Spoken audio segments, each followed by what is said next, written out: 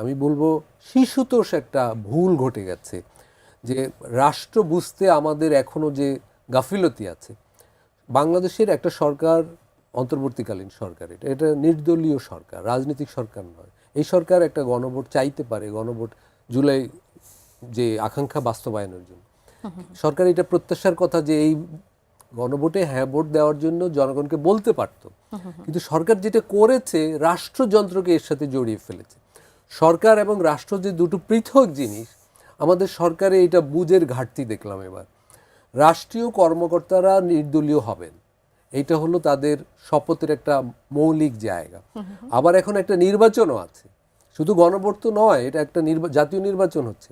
এখন একজন টিওনো যদি গণভোটে হ্যাঁ দিতে জনগণকে বলে, তাহলে উনি যদি নির্বাচনী দায়িত্বেও থাকেন, তার পক্ষে নিরপেক্ষতা বজায় রাখা তো কঠিন, এবং তিনি বজায় রাখলেও জনগণের পক্ষে কনফিউজ হওয়া স্বাভাবিক। কিন্তু সরকারের ভূমিকার কারণে ঢাকার কেন্দ্রীয় অফিস থেকে শুরু করে উপজেলা মাঠ পর্যায়ে, আমি বলবো ইউনিয়ন পর্যন্ত সব সরকারি দপ্তরে হ্যাঁ ভোটের পক্ষে প্রচারণা শুরু হয়ে গিয়েছিল, এবং উপদেষ্টারা জেলায় জেলায় জনসভা পর্যন্ত করেছেন। যেই জনসভার আয়োজনে তো সরকারি কর্মকর্তারাই যুক্ত ছিল। এখন অনেক বিলম্বে ইসি নির্বাচন কমিশন এই বিষয়ে সতর্ক করেছে। সরকার আবার গণপ্রতিনিধিত্ব, গণভোট আদেশ সংশোধন করতে যাচ্ছে, এটা তার অবস্থান রক্ষা করতে যেয়ে।